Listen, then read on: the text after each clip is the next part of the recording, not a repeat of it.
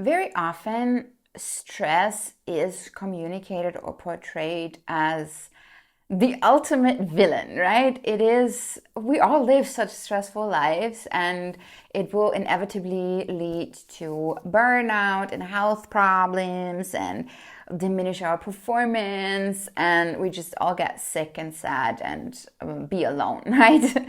And while that might be true to some extent, I was wondering if there is a way that we can use stress to our favor. Like, I understand what we all have stressful lives, so it is definitely a part of our day to day.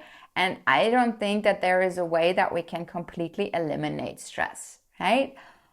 But knowing that and knowing of the negative effects of stress, I'm just wondering, like, what can we do? Can we maybe flip the script on stress to use it to our advantage, and not be at the mercy of it, and just hope that, we will not burn out too soon, and just keep on, lowering our stress levels and mitigating our stress, and so on and so on. And just as a disclaimer, I don't debate that stress can be super harmful. Like, for sure it can. And I have been on the receiving end of this harm and pain and burnout and all of these things multiple times in my life. So no, I'm not saying that stress, it's all great. What I'm saying is there, or what I'm wondering is there something else that we can do with the stress in our lives that is not just managing it, but really using it? And that's exactly what I want to talk about today. And I came across this quote by the father of stress research. His name is Hans Selye. I'm probably butchering his name. And he said that it's not stress that kills us, it's our reaction to it.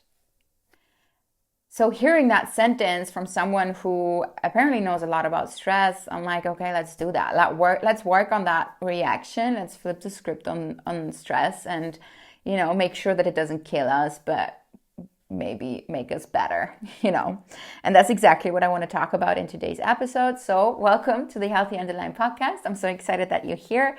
My name is Lisa. I am a mindset coach. I'm also a tapping coach. We'll talk about both of these things today. And that's basically what I do in this podcast as well. I talk about all things mindset.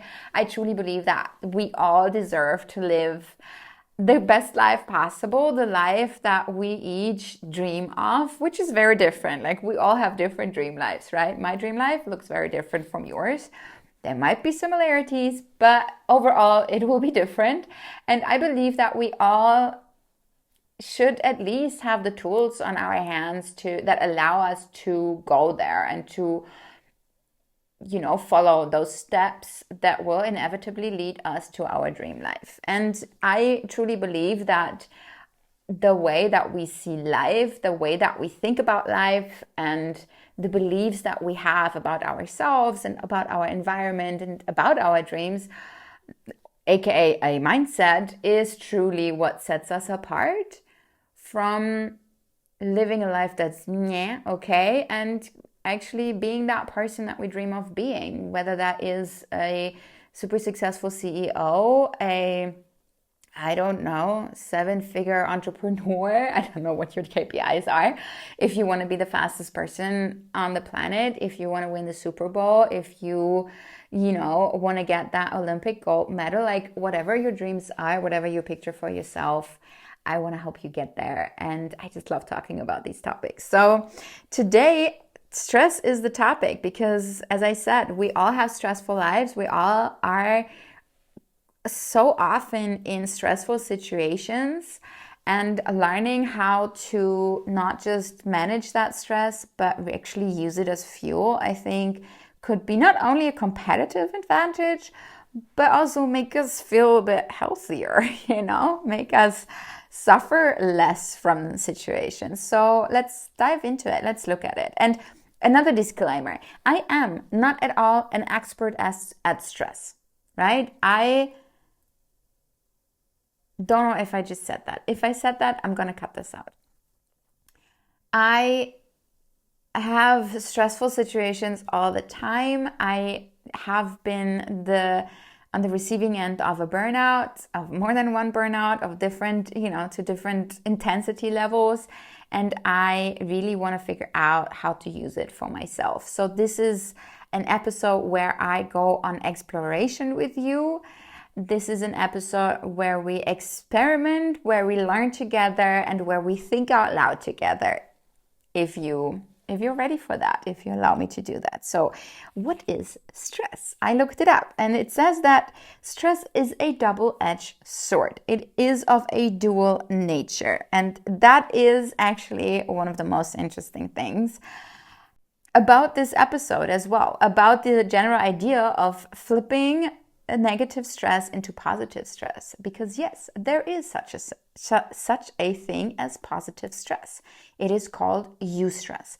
Eustress is what allows us to, unlock those extra seconds, and be faster on game day, or really zoom into a task, have shorter reaction times, be more focused, have that competitive drive. That is eustress.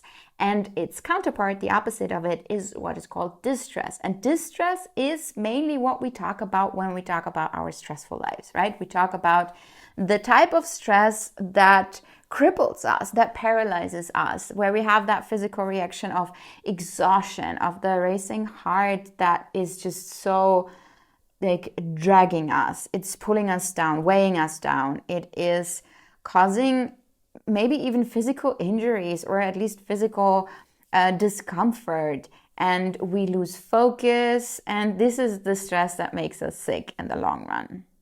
So again, whether it's eustress or distress, stress is the reaction. It's a natural, physiological, and psychological reaction that we have to perceived threats and challenges, right? It's that talked about fight or flight reaction. It is something is happening that looks threatening to us, or like, ooh, I have to be on my toes for that.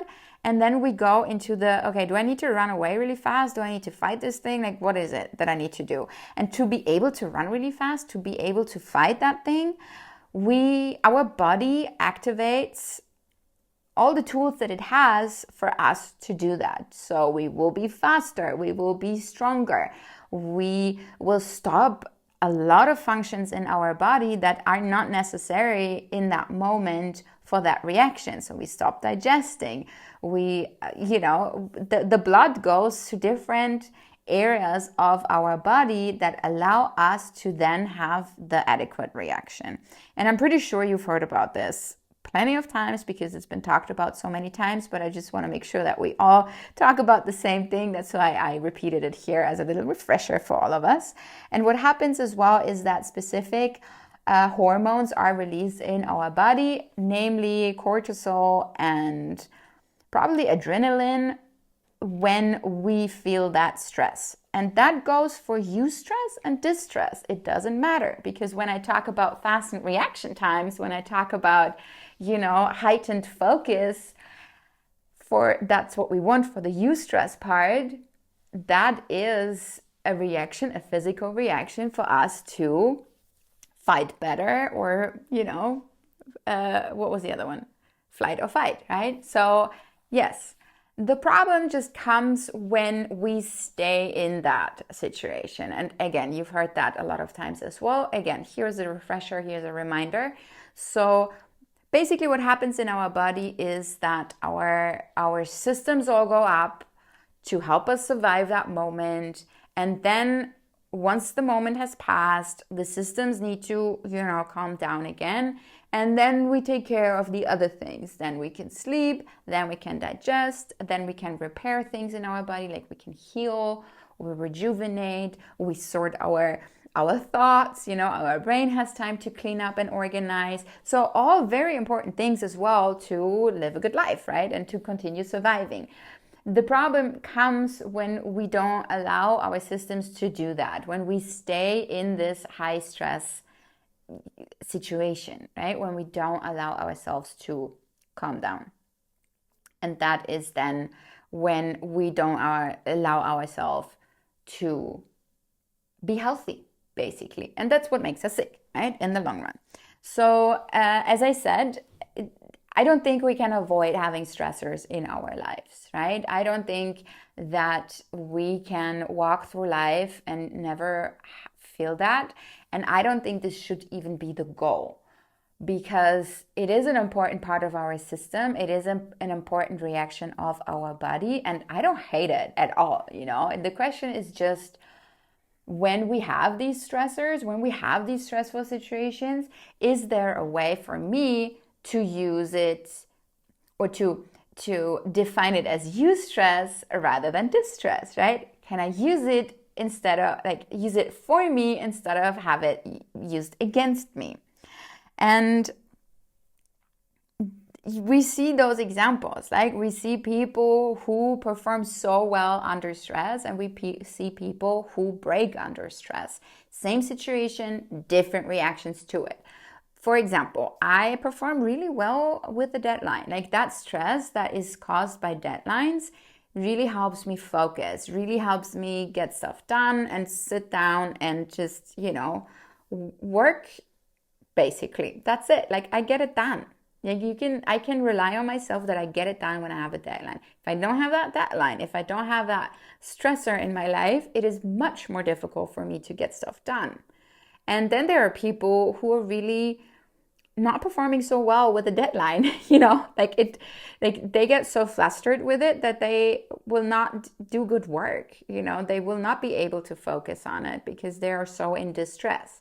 And same in athletics. You have people who perform really, really well on game day, and you have people who perform so much better during training. Why is that? Okay, now let's talk about why that is and how we can flip the script on stress. So let's look back at the sort of the definition that I said earlier. So stress is the reaction to what is called a stressor, which I have mentioned here as well, the word. And the stressor is a perceived threat or a perceived challenge, right? And that's why we ramp up our system. Now, the question is, how can I better understand what these stressors are in my life? And for that, we need self-awareness. Self-awareness is the key to most of our problems, right? It's not the solution, but it's the key to the door. It is our understanding of what is happening.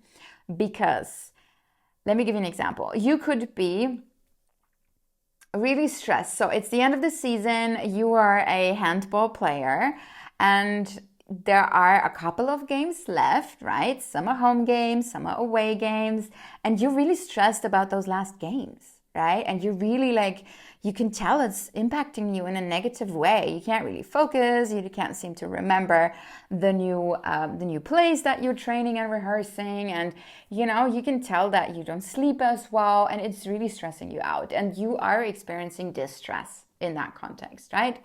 So now let's think about it. What are potential stressors that you are seeing here, that you are experiencing? One could be that you really don't want to lose, right? No one wants to lose when you are a competitive athlete. It could be that you are nervous about the new plays that you're practicing and that you might forget and that you might mess up for the team. You might be stressed about the home crowds that you will encounter on your away games, right? So you are the away team and you're going to another place, and there will be crowds and there will be booing and there'll be rude and mean, and you really take it to heart, and you've experienced it in the past and it sucks, and you really don't like that. It stresses you out. Or you are stressed about not being able to sleep well when you are on away games, because there's a different mattress and it's a different room, and maybe it's like a hotel or a hostel where you go, and you're not really excited about that, and you're nervous that you're going to sleep bad the night before the game, and then you're going to mess up in the game, something like that. I feel like those could be very realistic stressors that come up. But without understanding what the real stressor is and just saying like, oh, I'm stressed about the games, it's not going to help you. It's not going to get you any further. So having that self-awareness of what exactly it is that stresses you out about whatever the situation is that you're facing is super helpful. And it could be more than one, right? You could be stressed about more than one thing, but let's just pretend it is one thing.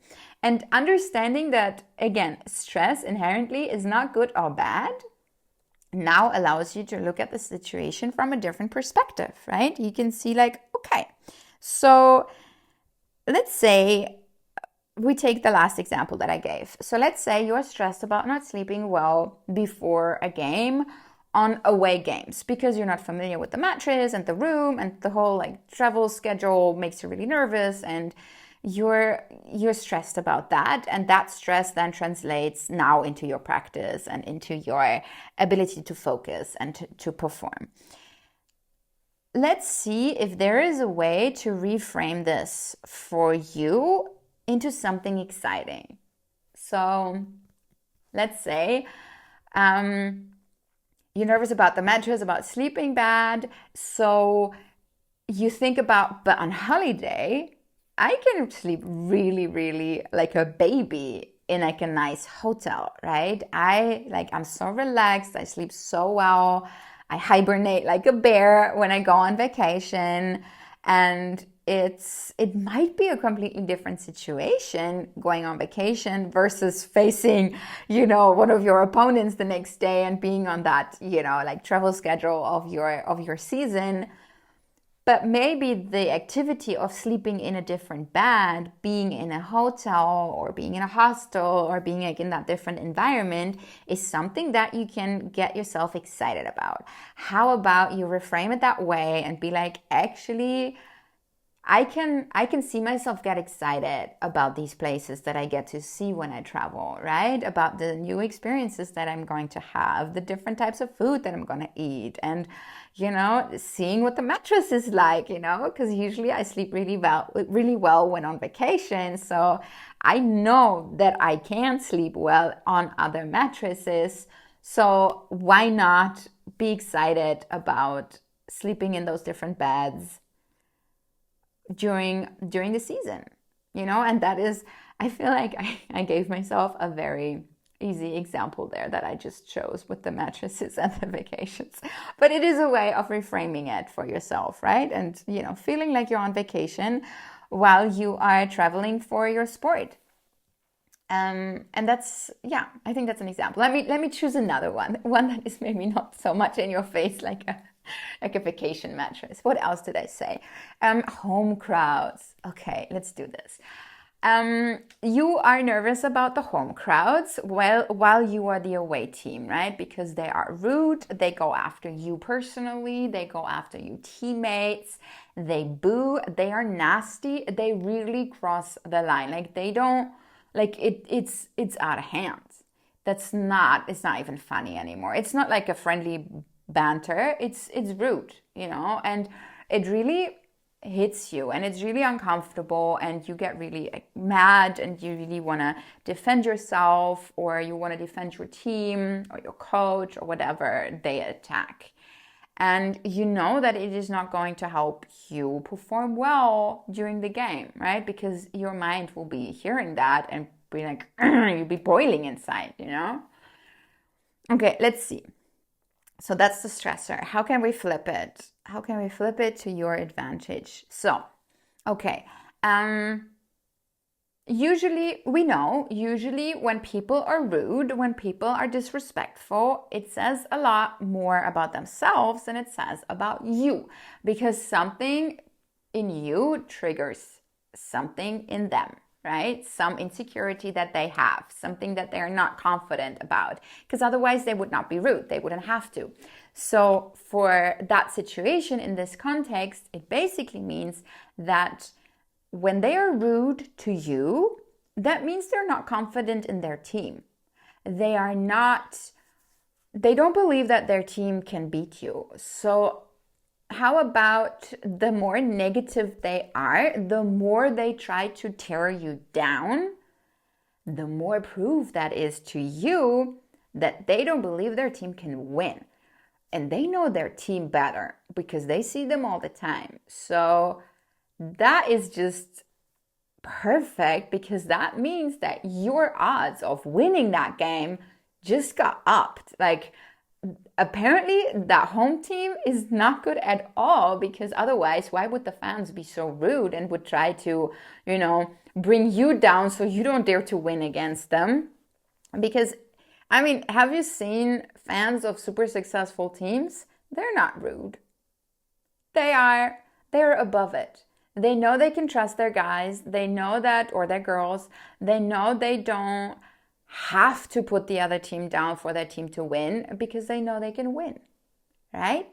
So the louder the crowd gets in a negative sense against you, the higher are your odds of winning. And isn't that exciting? Isn't that something that you can really wrap your head around and be like, oh yeah, bring it on, guys, like bring on as much as you can, because now I know that these guys are just not good at all. So we get to win. And then you get to focus on your game with much more confidence, because they just told you that these guys are not a real opponent, So there you have it. Another example of how you can flip a stressor, something that's really like causing you distress, into something that gets you really excited and really like gets you riled up in a eustress kind of way. And yeah, I think that was a good example as well. And now, as an anecdote for myself, when I prepared for this episode, I was thinking about how I personally feel that excitement and anxiety are very similar feelings. They are for me. I mean, both feelings are future oriented, right? So when I'm excited, I'm looking forward to something that is happening in the future. When I'm anxious, I'm kind of like unsure or dreading or negative about something that happens in the future. And if it is something that causes a stress reaction, right? It means that it's an important thing for me. And for example, in my corporate job, I used to, once in a while give presentations or have like keynotes on stages and face bigger groups of people. And I would be so nervous before. And I had to ask myself the question, are you anxious or are you excited? Because again, to me, the physical sensations are very similar. And after I asked myself that question, I knew, okay, actually I'm excited about this. I'm nervous, yes, but it's the good kind of nervous, because I love being on stages. I love giving keynotes. It's something that I feel very comfortable with and that I really enjoy doing. But still, I'm facing a lot of people there and I have to like perform really well. So, I mean, yes, I'm nervous, but it doesn't make me suffer. It's not distress, it's eustress, right? So I haven't really heard other people talk about that so much. So as I said, it's more like anecdotal info here based on my own personal experience. But I'm just wondering, do you maybe have that same feeling sometimes where you feel like, actually, I'm not sure if I'm excited or anxious. Let me check with myself. Am I dreading this? Like, am I like super scared and fearful, or am I full of anticipation and excitement? And I think since those feelings are so similar, it is also maybe easy to flip the script, on those things as well. So just some food for thought. So I feel like we can use that flipping the script and reframing a stressor, like a distressor, into a eustressor. I don't know if those words exist, but there you are. I just used them. Is such a powerful way of dealing with stress and tricking, in the most positive sense of the world, our brains into using that power that is released in a stress situation, but we're using it in our favor rather than to our dismay. Yeah. So another thing that we can definitely use is tapping for this. I love tapping. You hear me talk about tapping all the time. I'm a tapping coach as well. And tapping is a It's a mind-body technique where we tap on specific points on our body, and those points are connected with the nervous system, with the energy system of our body, which is in turn obviously connected with our brain, like everything. And by tapping on specific points on our body, we can activate specific parts in our brains and kind of reprogram our brain in the way that we want it to be. So let's take the example of what I said earlier of those crowds. If you have trouble really reframing this for yourself, and you're like, yes, I hear you, Lisa, sure, it should raise my confidence because they don't believe in their team. However, it still stings when they say these things. And I can't really get all the way to feel really excited about them being hateful, That is something that we can tap on. That is something that can be an input sort of for a tapping session.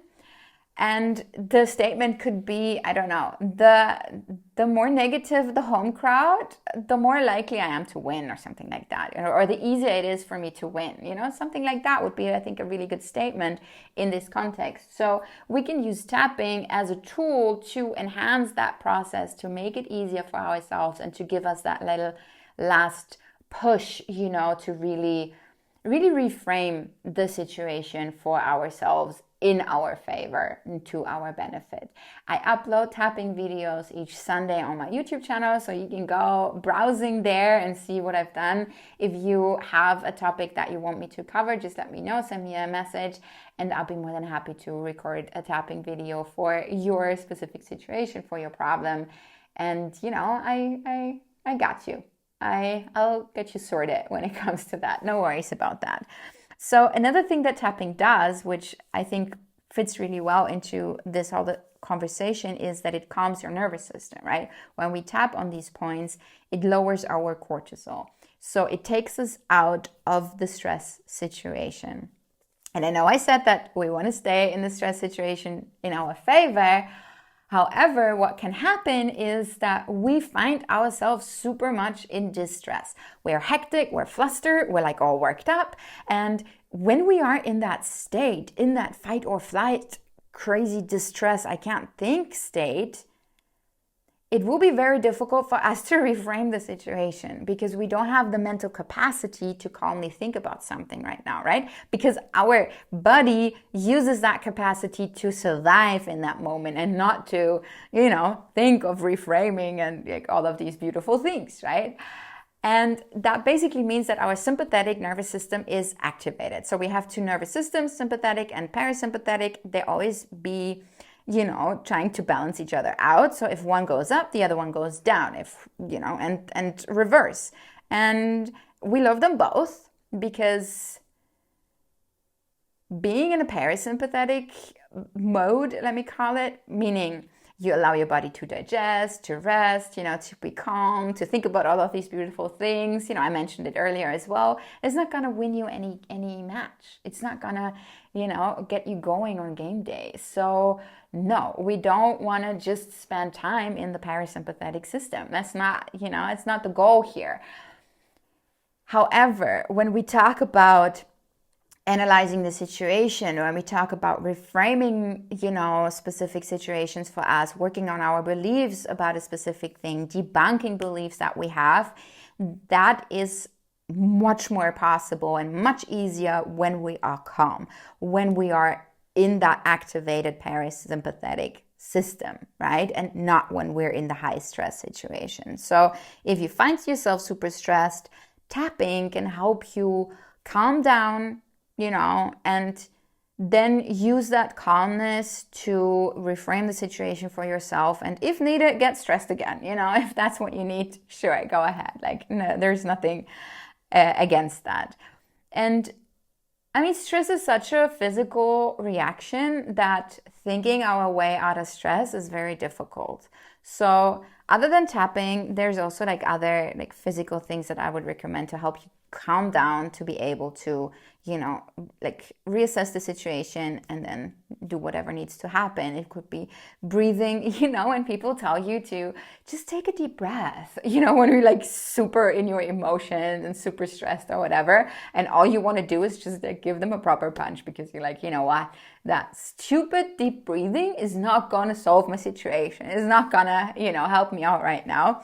I've been there so many times, but the thing is that stupid deep breath, that might actually help you out in your situation, because it will allow your system to regulate itself, because it's a physical signal to your body that you are safe right now. Because if you had to fight for your life, which is what fight or flight is about, you would not be sitting there taking deep breaths.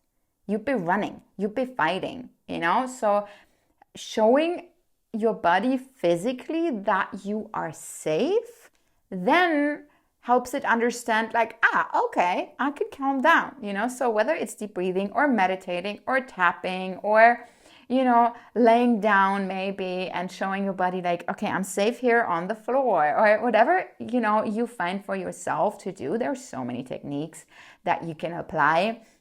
Anything that is, a physical calm activity or calming activity will then, allow you to get to a mental state where you can find solutions, get to a mental state where you get to, reassess the situation. So yeah, those stupid deep breaths, they might actually help you, even though it doesn't feel like it in the moment, unless you are, of course, in a dangerous situation.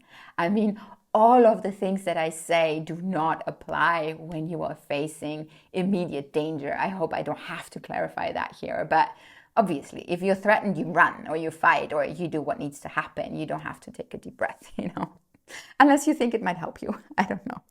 I don't want to be responsible for that, right? Okay, what else can we do? We can visualize. I talked about that last week. If you are a really good visualizer, to the extent that you can convince your brain that you're physically in a different situation, having a different experience, and it is sort of like a bodily experience for you, that can also calm you down. You have to practice it to get there, but it's not impossible. So it's also a very, very helpful tool to calm down, right? Visualization. And all of these things are something that, or let me rephrase that. And why do we do that? We do that because we want to be in a calm, collected state to help us understand the situation. And that is also why we practice these things. We practice not only the tools that I just mentioned to help us regulate, but also the whole understanding the stressor, reframing the stressor, turning anxiety into excitement. All of these things we need to practice in times when we're feeling great, when we're feeling good, so that we have access to those things in the moments where it matters. Because if you were super excited, again, if you haven't practiced it before, that's a very difficult moment to start practicing that, So make sure that you consistently practice these tools, that you have them at your disposal when you really need them. I think that goes for anything, to be honest, So repeat it, practice it, rehearse it for yourself, so that they are in your toolbox. So before I close up this episode, let me just quickly recap what we did. We looked at stress and its dual nature, right? Eustress, distress, and how stress is inherently neutral, and it is just a reaction of the body to something that we perceive as a threat. And by reframing the threat, we don't necessarily change the fact that we are not stressed by it, but we change the way how we get stressed about it, right? Whether we have eustress or whether we have distress. And we want the eustress because that is the type of stress that will help us win the race, that will help us, be so focused and zoned into the situation that we will hit the ball, we will nail the start, all of the things that we need to do the focus that we need, the drive that we need is hidden in the eustress part and not so much in the distress part. So develop your own strategies around this. Experiment with it, try things out. Maybe you realize that whatever I gave you for dealing with home crowds is just not working for you. Fine. Use that as information. That's an insight. You tried it out, it didn't work. Now what else can you do? Is there another way to reframe it? Is it maybe that you're the type that needs to prove them wrong? Like, are you more the revenge, retaliation guy, or girl? Like, I don't know. But use all of these things that you experience as experiments and as insight that then in turn can help you adjust your strategies and try again, because that's what it is, right? It's a lot of like trial and error that we do here. And I think that's all. That's all I wanted to say today about stress and stress management. And I find this type of episode super interesting because, as I said at the beginning, it's an exploration for myself as well. It is me understanding a topic better, and if it will help me live a better life and go and follow my dreams, I feel it's always worth sharing it here, and I love doing that. So if you gained any insights from this, if you thought that was interesting, if you want to hear more or see more like this content, make sure that you subscribe to the podcast or to the channel. It doesn't, like, whether you're listening to the podcast on a podcast platform or whether you're watching it on YouTube, you know what to do, and you know that this is what will help me grow bigger and allow other people to see the content as well and learn just as we both just did. So next week we will talk about goal setting. I'm so excited about goal setting. If you know me at all, you know that I am an avid goal setter. And over the time, I have learned a thing or two on how to set goals and how we can use goals to build our confidence, how we can use goals to build our skills, keep going, stay motivated, like all of these things, because I don't feel like most goals are actually that well done. And I think it's time to correct that, at least from my perspective. So yeah, stay tuned for that. I'm really excited about that episode. And until I talk to you again, I wish you a beautiful rest of your day.